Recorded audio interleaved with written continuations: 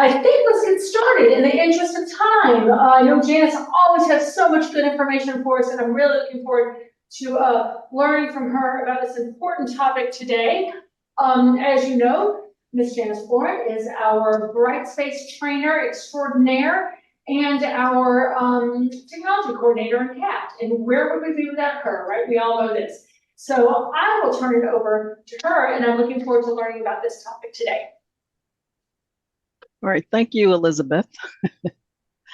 And thanks everyone for joining us today. This is actually our 17th in our Lex Advanced series. And today our focus is going to be on accessibility. I do have the workshop slides and the resources on our wiki. So you have that information. You can either scan the QR code, or I believe this URL will be dropped into the chat for you. Great. So as I said, this is our 17th in our series. And the Lex Advanced series builds on the skills that you learned in the Learn Everywhere Zula course. And this one, as I said, is going to focus on accessibility.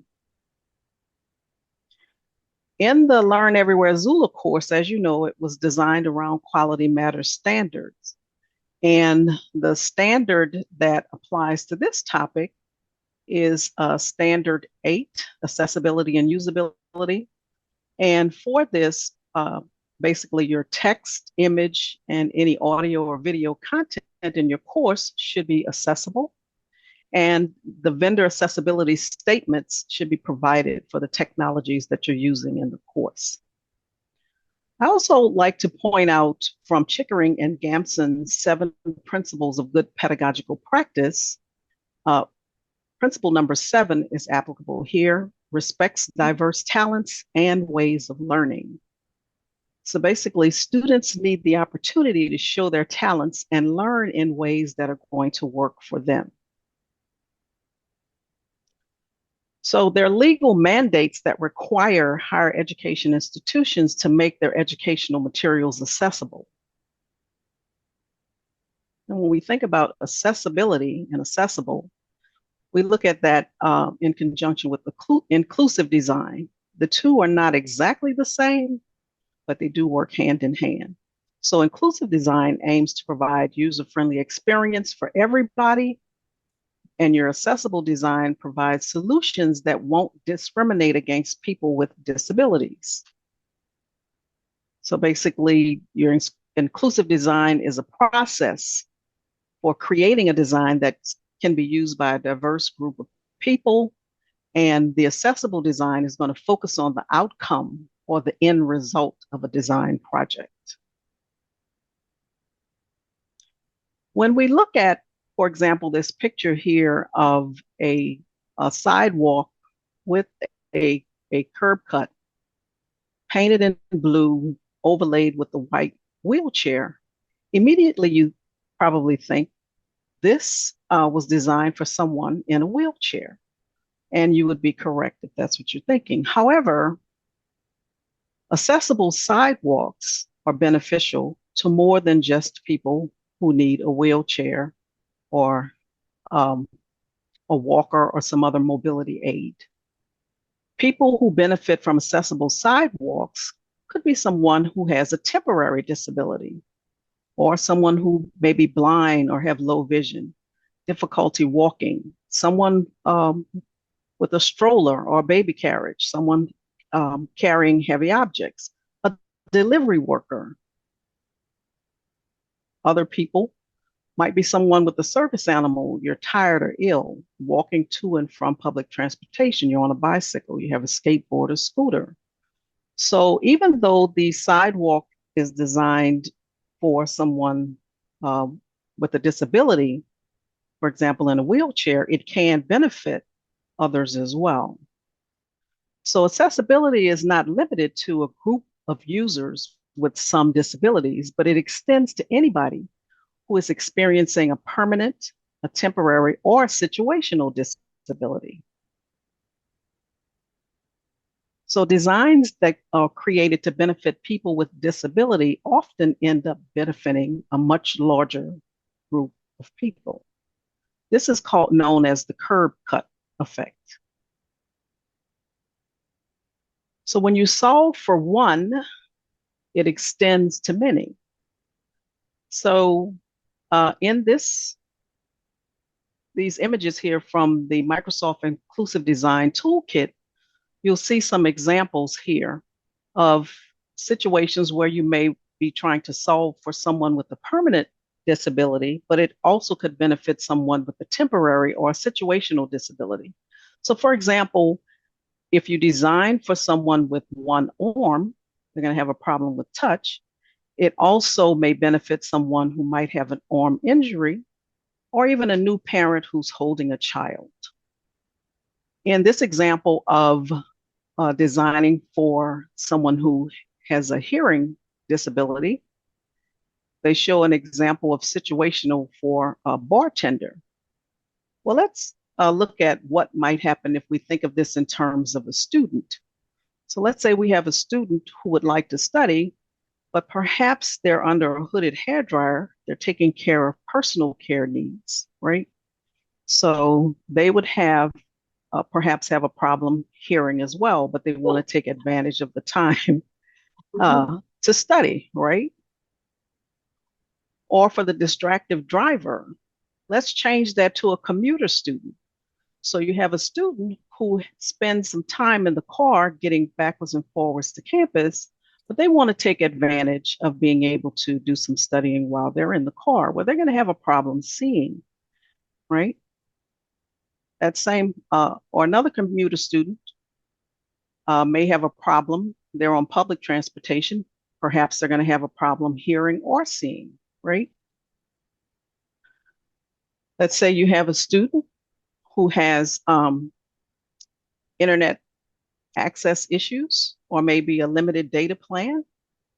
So if you have information or materials that they have to see that, or videos, for example, they might have a problem trying to view those with a limited data plan or slow internet. Someone with an eye injury. So you get the point here that if you design for someone with a disability, it can benefit others as well. You make it accessible for others as well. And so you may have heard the term universal design for learning, right? And so if you clear a path for people with special needs, it clears a path for everyone.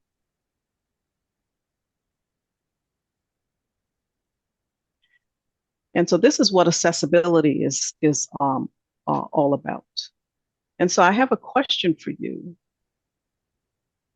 Based on what I just said and what you may already know and have experienced, what is your most pressing question or concern about accessibility? Anyone? We're eating pizza in here, so we're cheering. And I will start to say, like, my most pressing concern is getting it all set up before the front of the semester, right? Like, I appreciate you showing, because I've had people with hearing impairment in my class before, and I knew that in advance, so I could plan for them. But what if then in the middle of my class, an eye injury or something like that, and I haven't prepared for it? Yeah, once the semester gets going, I can barely breathe. So that'd be mine. Right. Great. Thank you for sharing that. And that is true. Anyone else? I think it's kind of mine too. It's for like what happens in that temporary need, but you've already prepared for the other needs. And so like trying to get that accommodation, especially when they're closer to the end of the semester, you're like, swamp, how do you make it more, time convenient for you, but also not leaving the student out either, because like it's temporary, but usually they have control of it. But like if it's like the month before finals, how do you have time? Yeah. But what should be like the right? process? Great. go about. Right, right. And hopefully with this workshop today, I'll give you some information that will help for that, because those temporary situations could come up more often than you think. Yeah. Right, or situational. As the voice of the chat, I'd like Bart made the point that he's always concerned about how to provide this service in a time efficient manner, the quickest way. So hopefully we'll get that. Okay, great. Thank you for that. I do want to point out here with Brightspace, when we were evaluating learning management systems, one of the things that we were looking at was a learning management system that had accessibility built into it.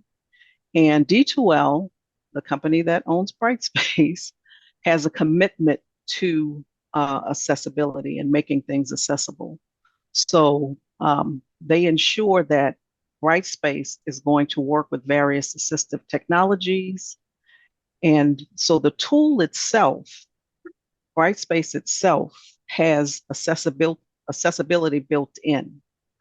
So you, as the instructor, when you are setting up your courses and creating course materials, you have to make sure that your course materials and your courses are accessible.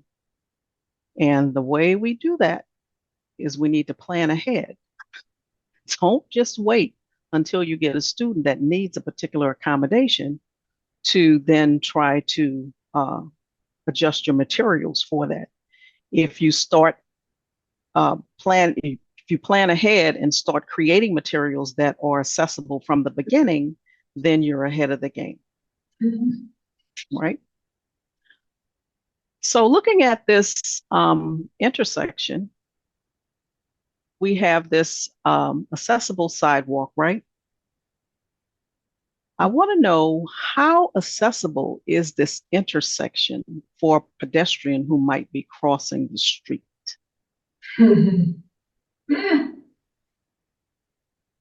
What do you think? For a pedestrian. For a pedestrian who is crossing the street. I'm saying accessible. It's not a trick question.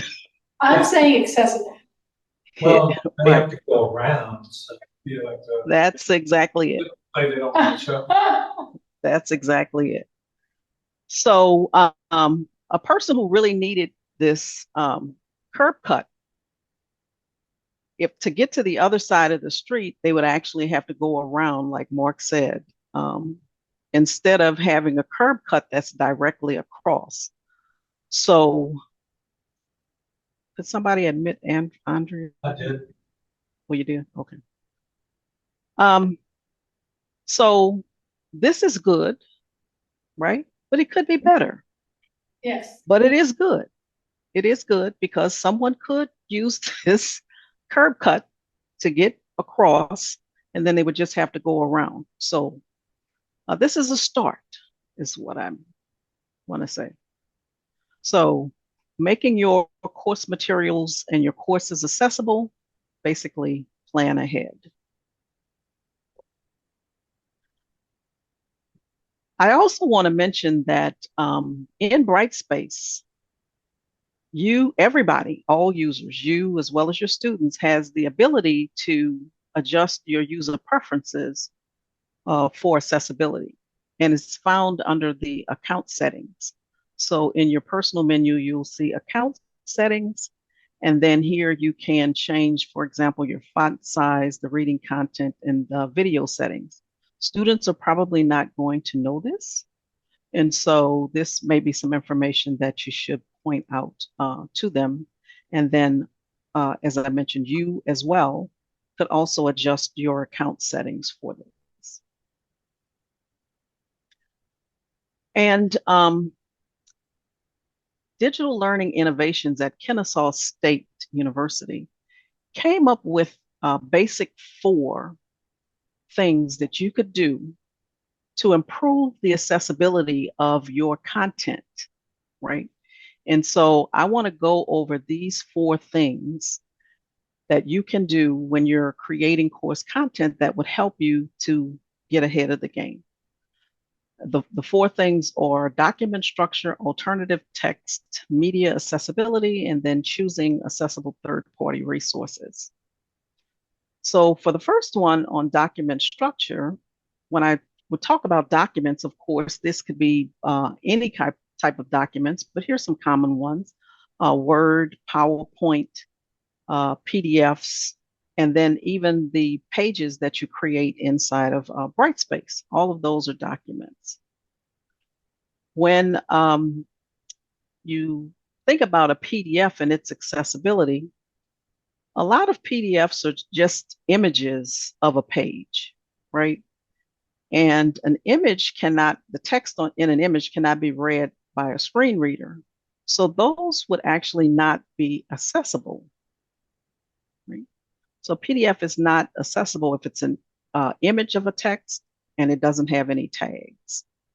I'm not going to focus on how you can make your PDFs accessible in this presentation, but on the wiki resource page, I do have a link to the Acrobat Pro Accessibility Guide, which provides some information there.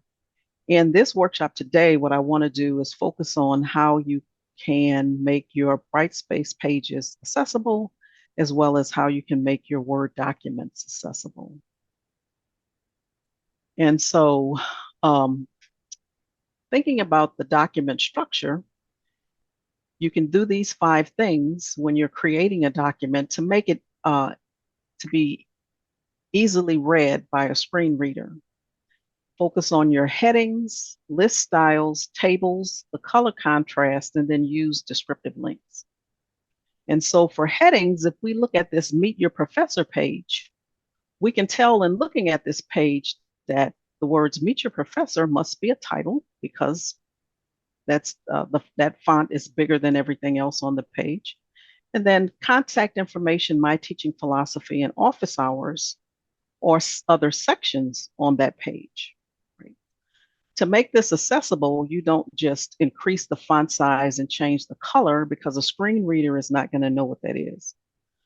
You would have to use headings to help identify that. So the Meet Your Professor is actually a heading level 1. And so you see in the Brightspace editor, this Meet Your Professor has been identified as a heading level 1 through the toolbar. The contact information in the My Teaching Philosophy is a heading level 2. So when I set these, if a person was relying on a screen reader, then the screen reader would be able to identify those different sections on the page. And Janice, I'm sorry, can I ask a quick question here? Sure. And those are the defaults, right? Those are the defaults that we should just attend to be sure that they would match what we are trying to communicate, but those are kind of default settings, correct? Correct. Okay, thank you. Yes, correct. And then in Microsoft Word, on the home ribbon in the styles pane is where you would be able to set your heading levels in a Microsoft Word document. When you think about lists, those are things that need to be read in an order. It's a list. So if we look at this example of a syllabus, in it, part of it has a bulleted list here with the course learning objectives, right? And so if I want to identify those as a bulleted list, then I would select these, and then from this list icon, I can select bulleted list. I have some numbered lists in the syllabus as well.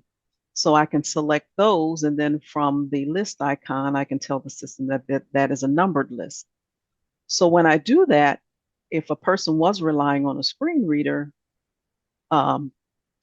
the screen reader would know that that is a list. That's something that needs to be read in a list order. In Microsoft Word for lists, you find those also on the home ribbon, and in the paragraph pane is where you can set up your lists. Let's move on to tables. So tables should represent some data, right? And so you need to design your tables so that they can be read by a screen reader. This table here is an inaccessible table. At a glance, when you're looking at it, it's kind of hard to tell what this table is trying to say, right? Yes. So if a screen reader was trying to read this information to a student, yeah, Okay. it would have a We're getting a little chemistry lesson, that's all. great, okay, great, thanks. So accessible tables, you have to use a caption to display the table title. A summary is going to describe the type of information that's in the table. Use headings to identify rows and columns or columns, and then use the simplest table configuration that you can. If it's a complex table, split it into several simple tables and don't merge the cells. So if we take that inaccessible table that we just saw and change it to these 3 simple tables, then this is a little bit, a screen reader would be able to read this and relay the information to a student who's relying on it. But if you look at it, you realize that a student who doesn't need a screen reader would be able to interpret this more so than they would that inaccessible table. So if you design for one, it helps the other.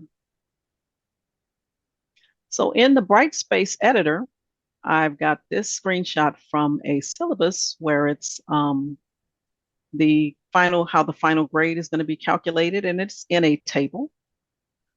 And so in the Brightspace HTML editor, you would identify the table and then you use the table icon up here.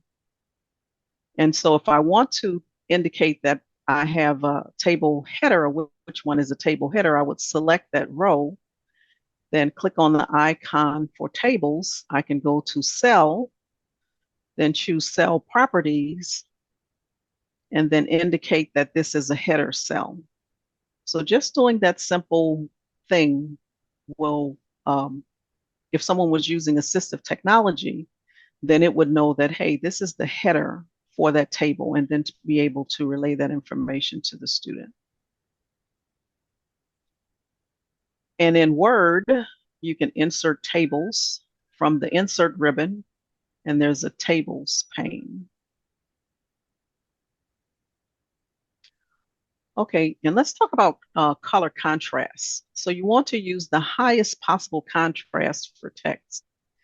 And in this image here, you see the on the top, the top half of this is effective color contrast, whereas below, this is not effective, right? So how do we know, or how can we verify our color contrast?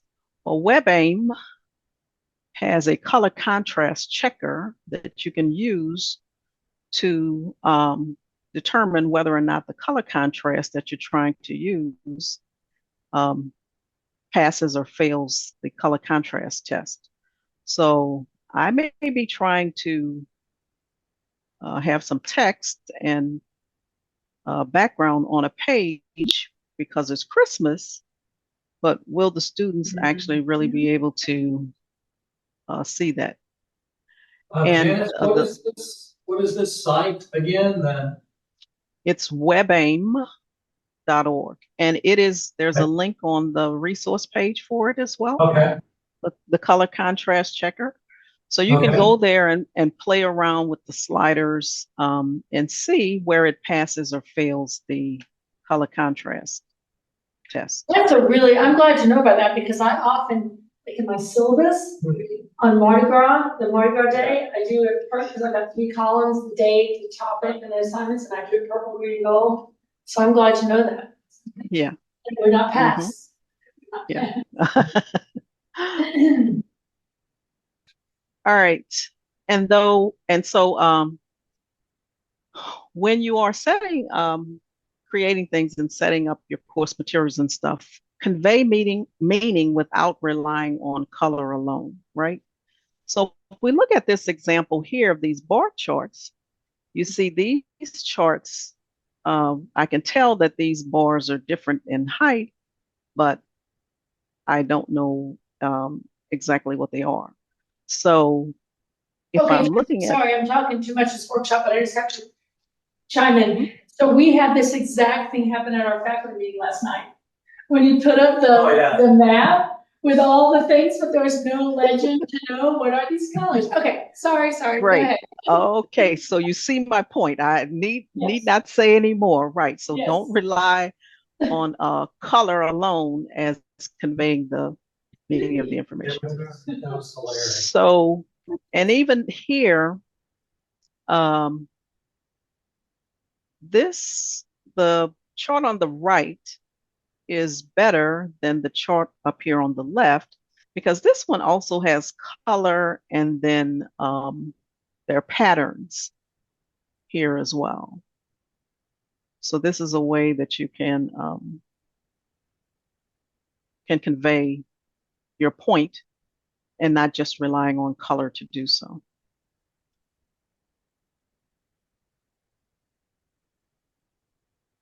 Another example, this design here is low accessibility.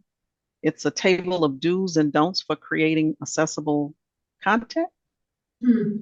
But these are just kind of listed together, and the icons here are not helping. So if somebody had a problem with distinguishing between color, they're not going to really be able to tell exactly which ones are positive and which ones are negative, right? So if we just redesign this, for example, in this format, which makes it more accessible, and it's in columns for do's and don'ts. So this is much clearer as to what is a do and what is a don't, right? That's true, because you're assuming that red is good, red is bad, and green is. Mm-hmm. And some people can't distinguish between red and green, Right. right? So, yeah. And here's another. So spacing of color can help distinguish the elements, but it's not always best. So to make this more accessible for a screen reader, include table headers and perhaps change it to a list, right? So it's good, but it could be better. All right, moving on to hyperlinks. And as I said here on this slide, links are like signposts. They should tell you what you're going to find when you follow that link. What a lot of us like to do is when we want to provide a link, we just want to include the link itself, like HTTPS colon and the rest. Well, someone with a screen reader providing them that information, the screen reader is actually going to read each character.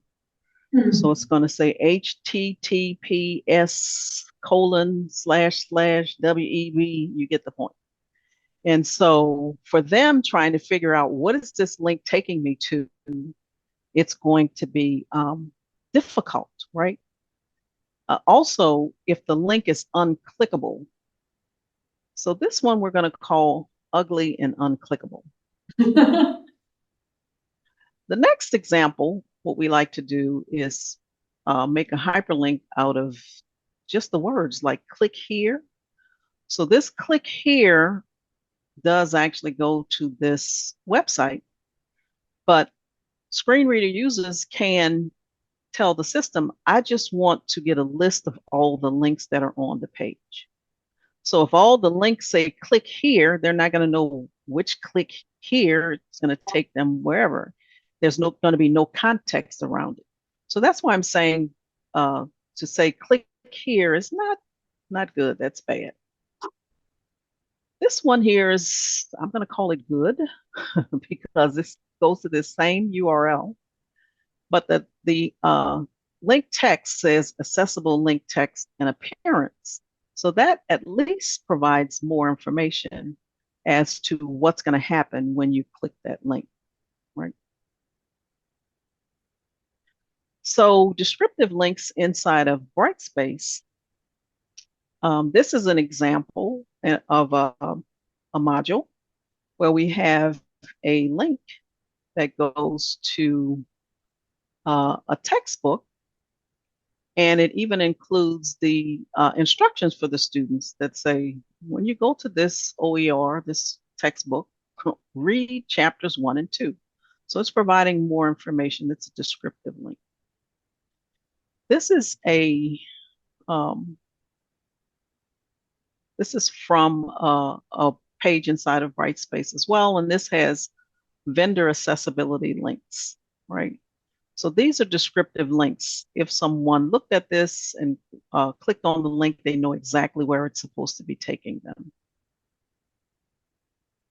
Here's some links from a course interruption plan. So same thing, you click on these, you know where it's going to take you. So to create a link in your content module, this link in this example here, in the module itself, you're going to go to create upload, and then you're going to click on create a link. When you click on create a link, you'd enter the descriptive link here, which is in the title field, the URL that it's taking you to, and then you should click on the open as an external resource. If you don't open it as an external resource, Brightspace is going to try to open that page inside of the Brightspace course. So you should open as an external resource. And for these links, when you're adding links in the Brightspace editor, you open the page and you're editing it. If I highlight the words that I want to create a link for, I get this short menu of options. And one of them is the add edit link. You can also insert a link for a URL up here in the toolbar with this insert quick link. If you use this add edit link to create a hyperlink, your only options are to enter a title, or in other words, a descriptive link, and then the URL. You don't have an option to open in a new window. So what I like to do, well, let me back up before I say that. If you edit a link inside of the Brightspace editor, this icon here will actually open that link in a new window, and then you can edit or you can remove the link here.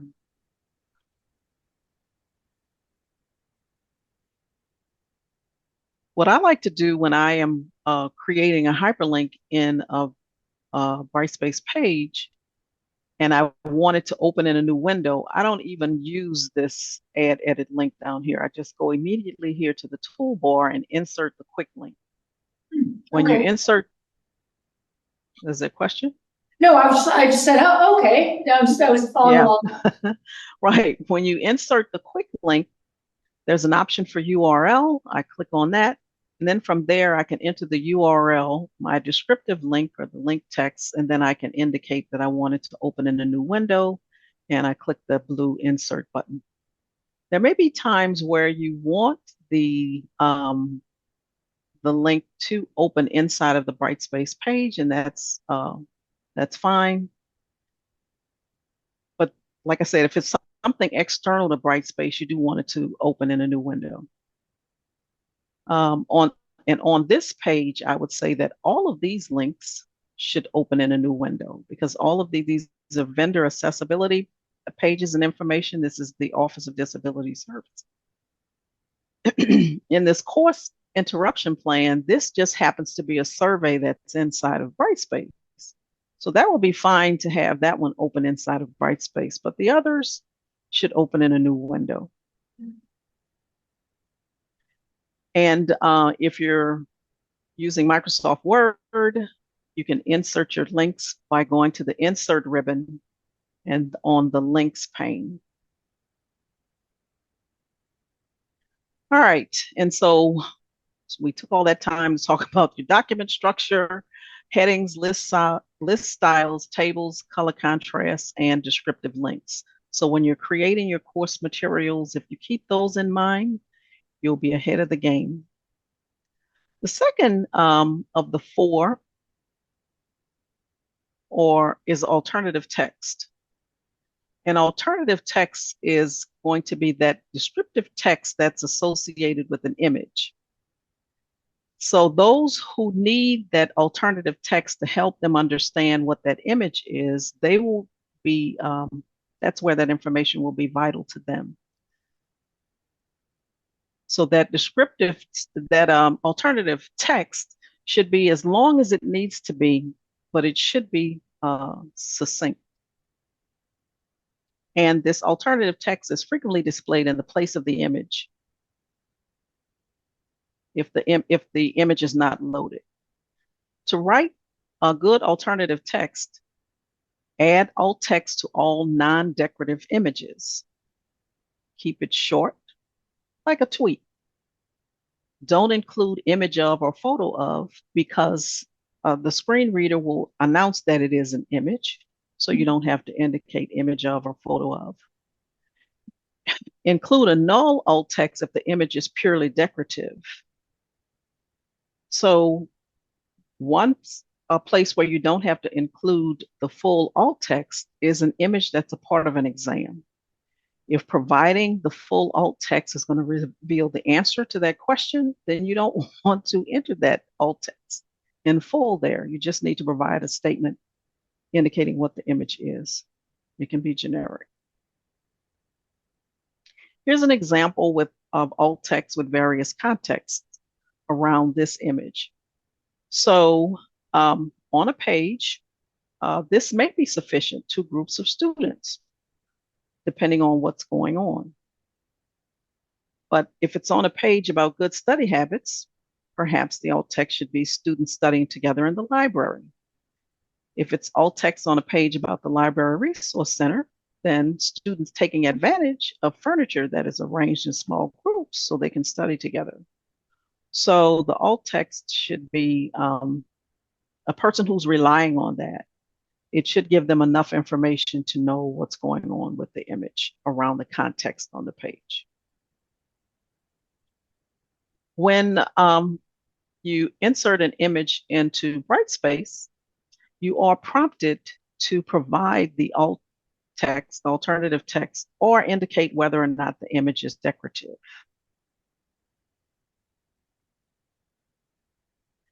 When you use this insert image, it automatically prompts you to, like I said, indicate what the alternative text is or whether or not it's decorative. You might be wondering, well, can I just leave it unchecked or not indicate that it's decorative and not include any alternative text? That creates a problem. So if it is truly decorative, then just check the box that says it is decorative and it'll be tagged with a null alt text tag. And a screen reader is going to ignore that image. If the alt text is missing altogether, the screen reader will announce that there's an image there, but the student won't know what it is. And it provides them with no information. So the system has announced that there is an image, but they have no information about it. So that's why tagging it as decorative, if it's truly decorative, helps. And in Microsoft Word, for images on the picture ribbon, the picture format ribbon, there is an accessibility pane. Some images might be complex, more complicated than others, require much more alternative information than short phrases or sentences. And so for complex images, They could include like charts, graphs, diagrams, illustrations, maps, infographics, photos with a great deal of information that's important to the learning process. And so for complex images, for example, like this image here, where we have an image, but there's a lot of information that needs to be said about this. So the alt text for this could be the head of a male blue peacock, and then more information about this image is available in the following paragraph. And then all that information that would be necessary for students to understand what's going on with this. If it's a data table, if it's a chart, you can use a data table as the alternative text. So we've got this pie chart here, and then the caption here says that this is a pie chart with 3 segments that are described fully in the table below. And so the information from the chart is actually described right underneath. So that's another way to handle a complex image. If it's an infographic, create transcripts, include all the text that's in the image, and then the layout. If the order of the information is crucial, then you have to account for the layout if that is crucial to understanding what's going on. And so here's an example of an infographic, and from Georgia State University Library about OERs. Underneath here, they do have this information in other formats, but what's missing is a detailed transcript that conveys all of the information that's contained in that image, and then a note about a transcript being available in that alt text is what's going to be needed. So this needs a little bit of work. And then use caution when you're authoring content that refers to complex images. So you don't want to be insensitive or offensive. So saying as this image shows or as one can see here might be a little insensitive. So take care in how you are describing your images. All right, and the third of the basic 4 is media accessibility. Do we have any questions before I? Nope, none in here. All right.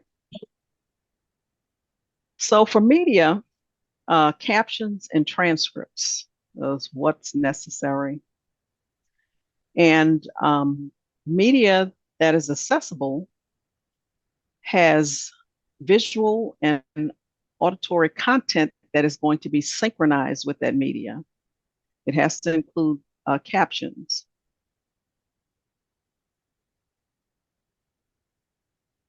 Which is text versions of speech and other information, allowing it to be accessible to people who can't hear all the audio. Elements of quality captions, it needs to be accurate, consistent, clear, readable, and equal.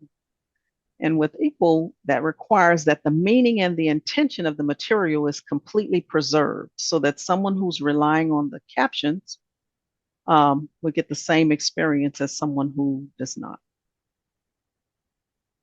With captions, mixed case characters are preferred. Capital letters are used for screaming or shouting, and use punctuations for maximum clarity. With sound effects, place those in brackets, and they should include the source of the sound, but it may be omitted if it can be clearly seen on the screen. So here are some examples.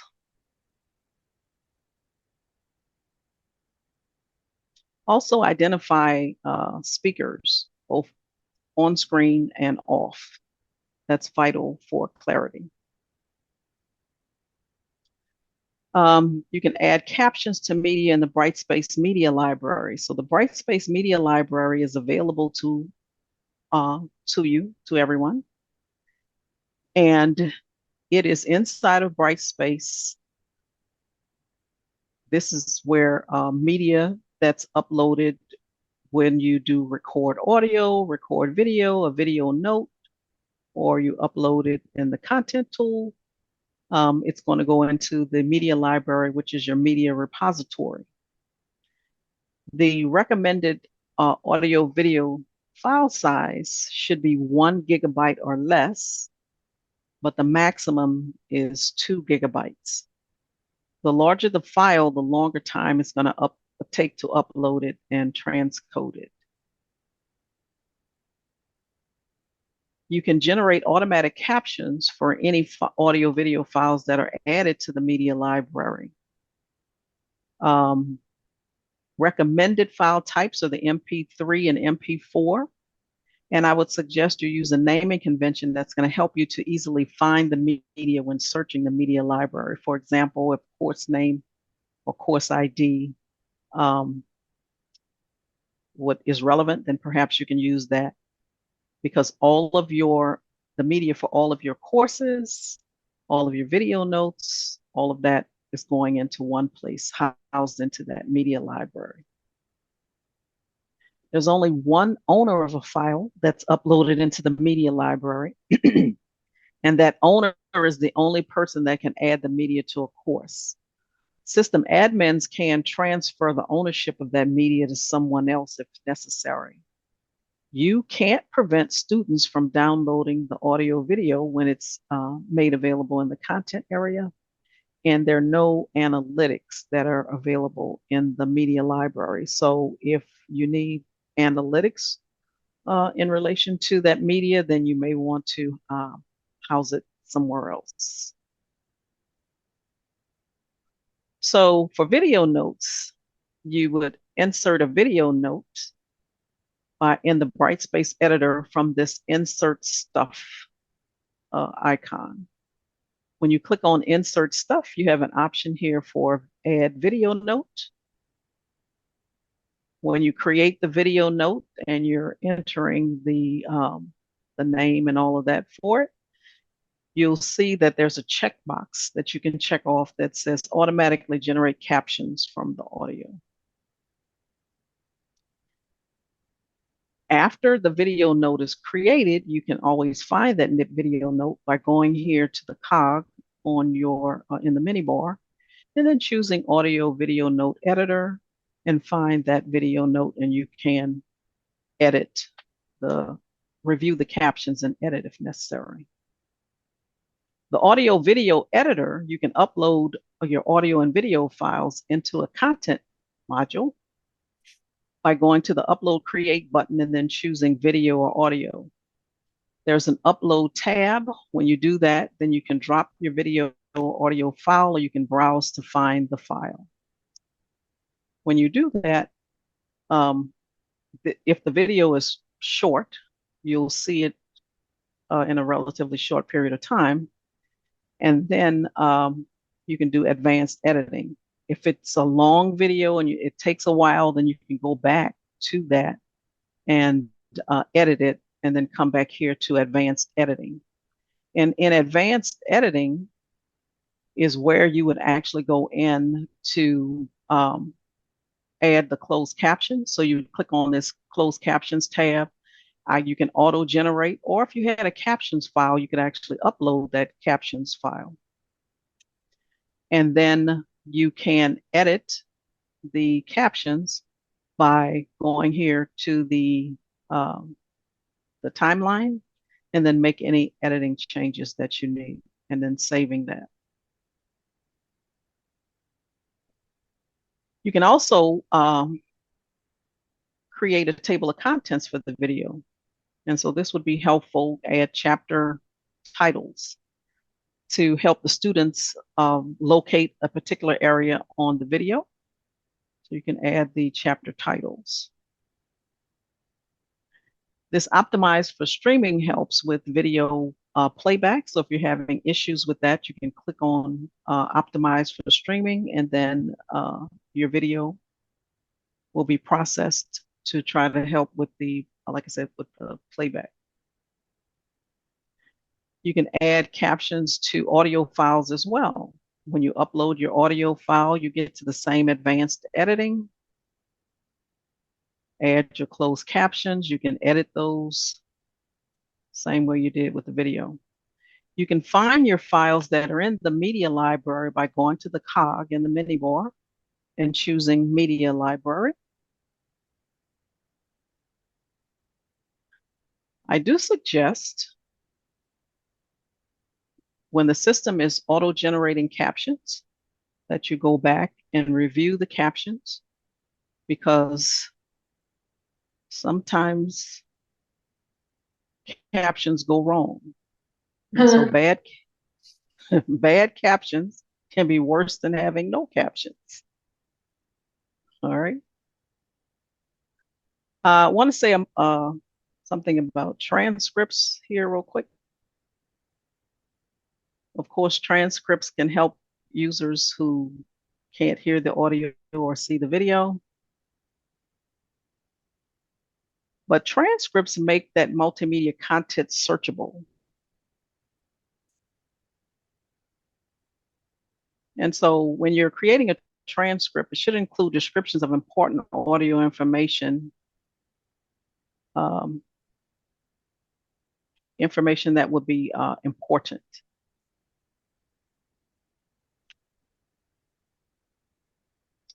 And here's an example of how we handle audio transcripts in a web page. So this is the welcome page from our PMAX online course. And well, this is the top half of that welcome page. And this is toward the bottom of that page. And so you'll see here that in this welcome page, there's an audio file of a contemplative exercise that we want the participants to do.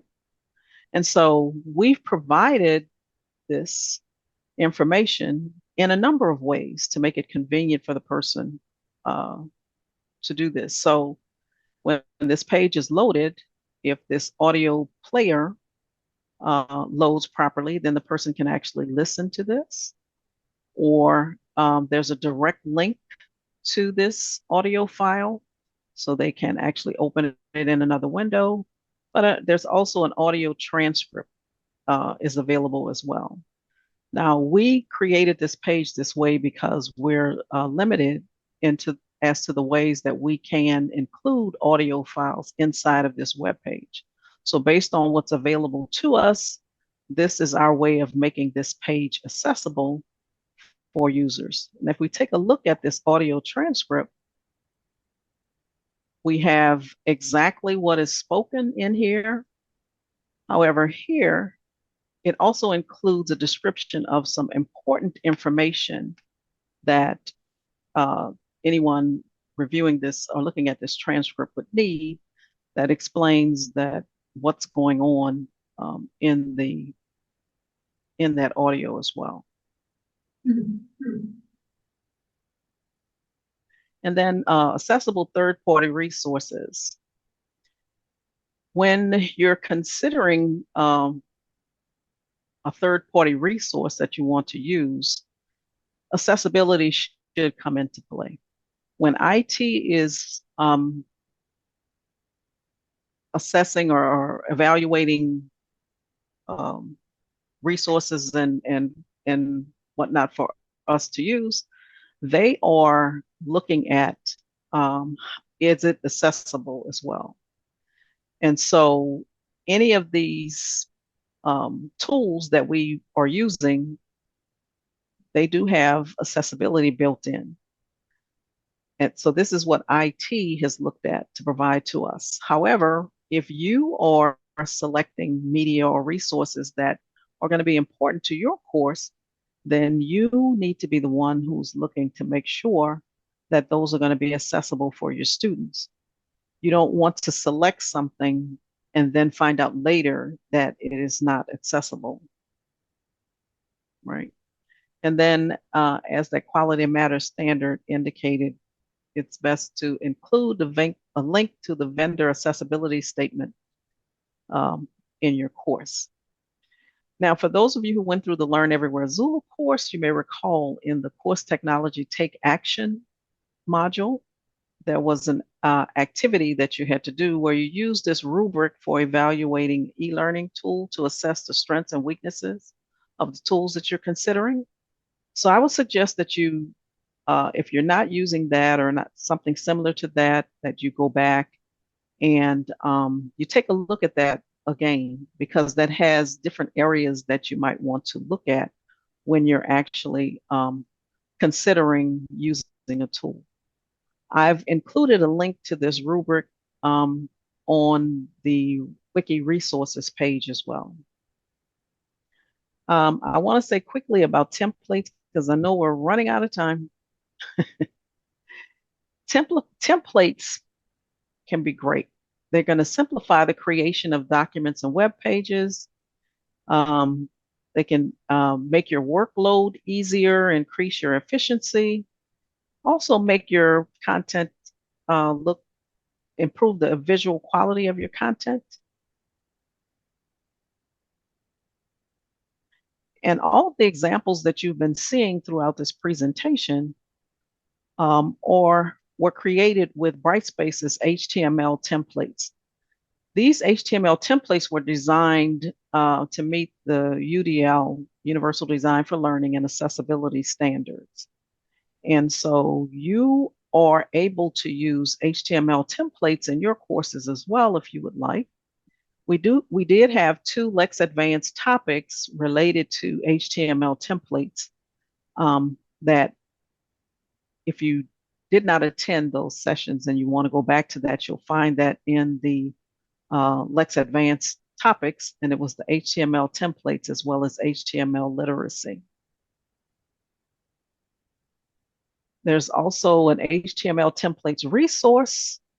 I provided the link to that on that wiki page as well.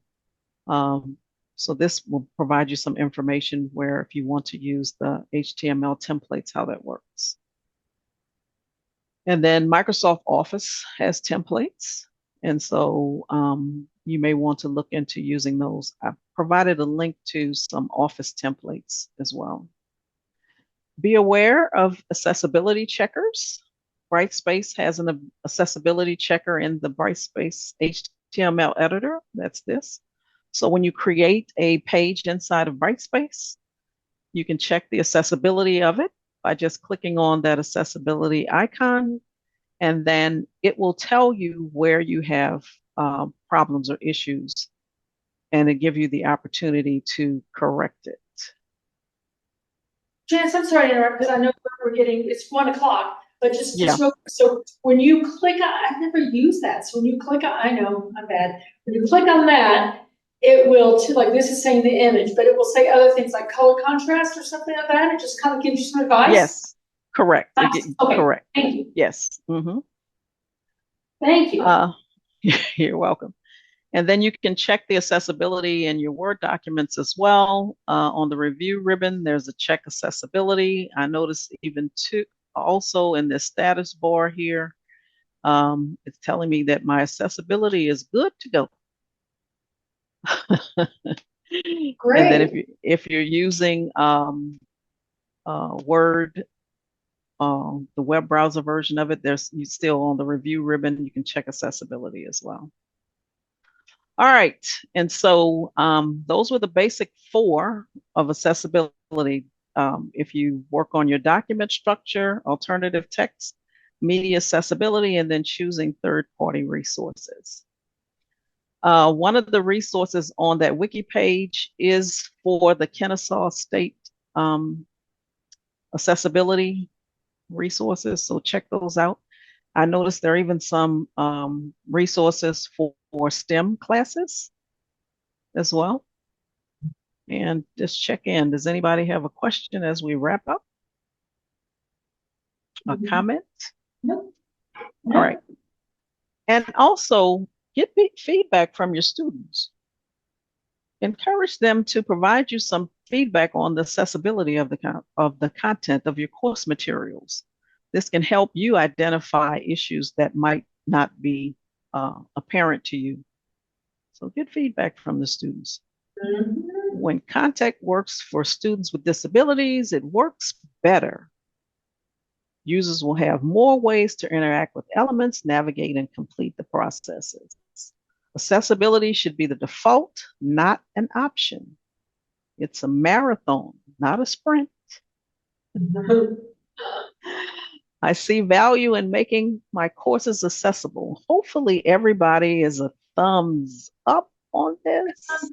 For thumbs up. All right. Okay, great. Just a bit of trivia as we wrap this up. A11Y, you may see this like in social media platforms. Hashtag A11Y. It's the A and the Y in accessibility, and there are 11 letters in between. So that's where A11Y comes from. So you can find the workshop slides. When the recording is ready, it'll be placed up there in the resources on this wiki page, catwiki.zula.edu/A11Y. All right. I'll take any questions. Keeping us hip on social media. Thanks, Janice. I'll take any questions, but we do have a workshop evaluation. I'm sorry, I'm a few minutes over, but I will take any questions. You can either scan this QR code. I think they're going to drop the link to the eval in the chat. Great. All right. And for everyone who attended today, you will get a badge that applies toward your Lex Advanced certification. And I do, wait, here's the confetti. It took me a while, but there you go. All right. I'm going to stop my sharing. And then, like I said, I'll answer any questions if we have any